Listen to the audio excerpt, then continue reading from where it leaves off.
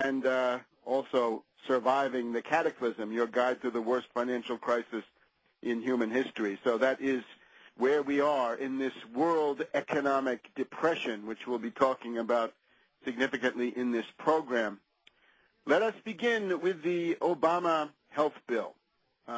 This has now been enacted, and the so-called fix, the reconciliation, has also been fully passed by both houses, and the fix will be signed by Obama sometime next week. Now, this is a triumph of the strategy of Rahm Emanuel. That is a strategy of blackmail, intimidation, threats, personal destruction, destroying the careers of a number of people in Congress to terrorize the rest of them, people like Massa going down, people like Rangel being deprived of his committee chairmanship, Conyers threatened with the same thing, and many others. And it's also a story of the cowardice and capitulation of left-wing Democrats, the Kucinich types, who know very well, Kucinich in particular knows extremely well, that this is a bailout of the insurance companies. It represents the Mussolini fascist corporate state. What we see here is insurance companies and pharmaceutical companies have seized control of the U.S. federal government and are using the U.S. federal government as a collection agent, as a bill collector for these predatory, for-profit, deregulated insurance companies and all their golden parachutes and all their despicable derivatives and their inherent bankruptcy. The right-wing slogan chanted by the Republicans, the litany of the Republicans that this is a government takeover, is a big piece of stupidity. It is the opposite of what is actually happening. This is not socialism. This is not the government expropriating the owners of the insurance companies and nationalizing those firms and operating them as a state sector under U.S. government ownership. It's quite the opposite.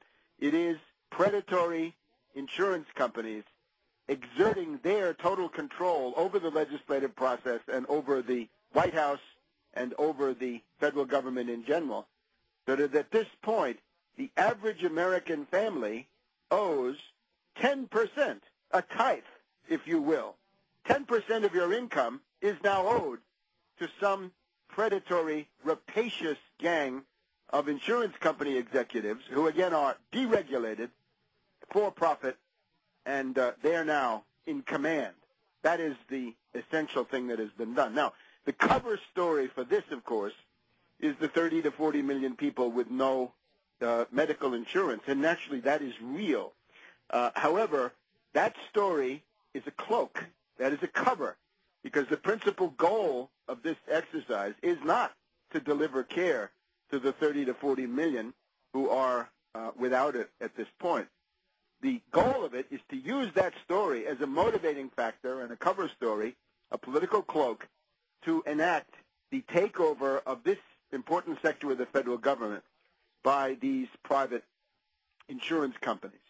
It is the fascist corporate state. Let us just recall what this means. Some people, and we'll get to this in a second, are beginning to open their eyes. In the left liberal sector of opinion, we have Jane Hampshire of Fire Dog Lake and some others who have now understood that this is now fascism, neo-fascism, neo-feudalism. It is wonderful that the owl of Minerva takes flight at dusk in the gathering gloom.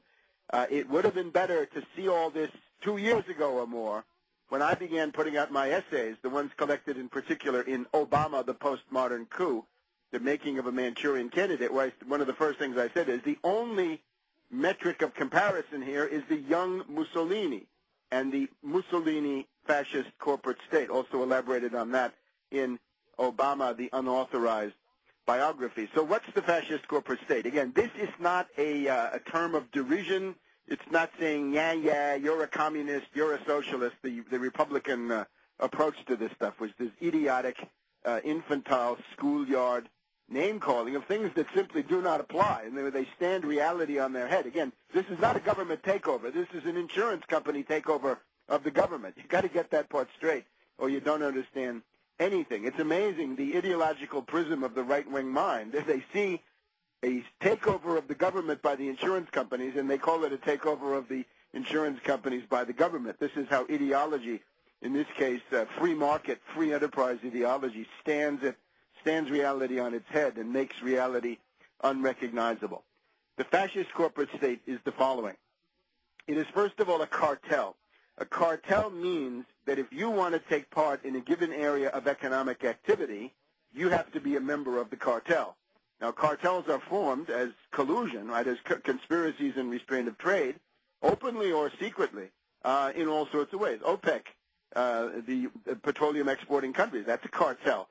In Europe, there have long been cartels in the steel industry and elsewhere. And in the U.S., there's essentially cartels, although here it's a little bit harder because of the antitrust laws. It has to be done in a somewhat surreptitious way. The cartel means if you want to take part in a given area of economic activity, you got to be in the cartel. You want to be in steel, you got to be in the steel cartel. Auto cartel for auto, sugar cartel, and so on down the line. But this time we're talking about not just any cartel, but a government-sponsored cartel. In other words, this is now the U.S. government, under the control of the insurance companies, is creating a cartel to keep out any possible competition. It basically says that the cartel is composed of the existing approved insider winning set of insurance companies and not any others that might want to enter the field or so forth. So it is a government-sponsored cartel, and it's compulsory because you're not allowed to participate in any of this. You will not count as insurance unless you're part of this gang, this cartel, which has now been legalized by the federal government. In other words, you've got to be Aetna or WellPoint or the Blues and so forth, right? You've got to be one of those companies and take part in this government-sponsored, sometimes state-sponsored, but here federal government is what it means, government-sponsored or state-sponsored compulsory cartel. Now, that part is the structural side, and that is already quite significant. Now, naturally, you could have a government-sponsored compulsory cartel for good purposes. Yes, it's possible.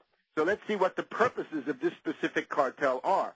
In this case, the specific cartel that we've got has sinister purposes. It has anti-economic, evil purposes. It has the following: to drive down the level of payments to doctors, to nurses, to hospital employees, to drive down payments to hospitals and other people that have to do with Medicare or Medicaid or with these government programs in general. So it is not to improve or expand the wages, working conditions, and levels of compensation for the people taking part, but to drive them down.